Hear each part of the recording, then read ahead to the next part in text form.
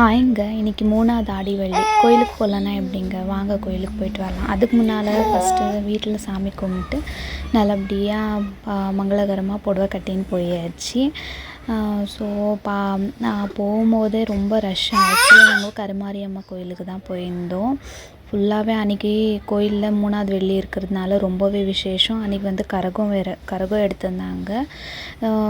கரகம் எடுத்து ஈவினிங் வந்து நெருப்பு மெரிக்கிறாங்க. அப்புறமா அன்னம்மாவும் எடுத்து வச்சுருந்தாங்க. கண்டினியூஸாக 1 வீக்காகவே பண்டிகை தாங்க. அன்றைக்கி ஸ்பெஷல் என்னன்னாக்கா பால் கொடுக்குன்னு தான் எடுத்துன்னு இருந்தாங்க சாமிக்கு.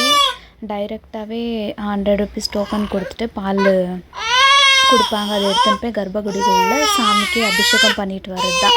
சத்தியமாக சொல்கிறேங்க, மனசில் என்ன வேண்டுனாலும் அது 100% நிறைவேறுது. அதுதான் என்னோடய பாசிட்டிவ் வைப்பு.